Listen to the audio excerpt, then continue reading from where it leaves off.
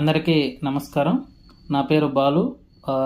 Andhra Pradesh state ward administrative secretaries association state కోఆర్డినేటర్గా పనిచేస్తూ ఉన్నాను.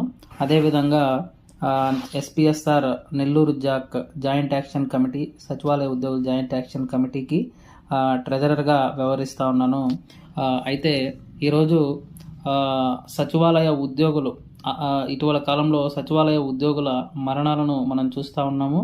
దీనికి సంబంధించి గౌరవ ముఖ్యమంత్రి గారికి వినయపూర్వక అభ్యర్థనను మా సచివాలయ ఉద్యోగుల అసోసియేషన్స్ అందరి తరపున ఈరోజు తమరికి తెలియజేయాలని ఈ వీడియో చేస్తున్నాను సార్.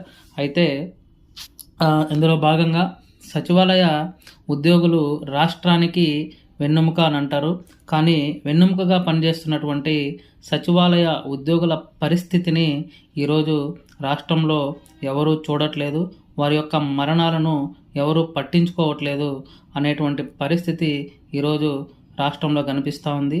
దీనిపైన ఒక సీరియస్ అడ్మినిస్ట్రేటివ్ రివ్యూ అనేటువంటిది జరగాలి అని సచివాలయ ఉద్యోగులందరి తరపున ఈరోజు కోరుకుంటా ఉన్నాము. రాష్ట్రంలో ఎక్కడా లేనటువంటి, ఏ ఉద్యోగులకు లేనటువంటి ఒత్తిడి కేవలం క్షేత్రస్థాయిలో పనిచేస్తున్నటువంటి సచివాలయ ఉద్యోగుల మీద మాత్రమే ఉండడం అత్యంత దారుణమని ఈ సందర్భంగా తమరికి విన్నపించుకుంటున్నాం సార్. ఎందుకంటే ఈరోజు వెన్నెముకగా పనిచేస్తున్నటువంటి సచివాలయ ఉద్యోగుల పరిస్థితిని ఎవరూ చూడట్లేదు. ఎందుకు అనంటే లేట్ టెలికాన్ఫరెన్సులు, సర్వేలు, టార్గెట్లు, యాప్ల అప్డేట్లు, ఫీల్డ్ పనులు, జీవితం మొత్తం కూడా మేము విధులకే అంకితం అన్నట్లు ఈరోజు సచివాలయ ఉద్యోగుల పరిస్థితి ఉంది. కుటుంబాలను కనీసం కుటుంబంతో కూడా గడపలేనటువంటి పరిస్థితి సచివాలయ ఉద్యోగులకు ఉంది.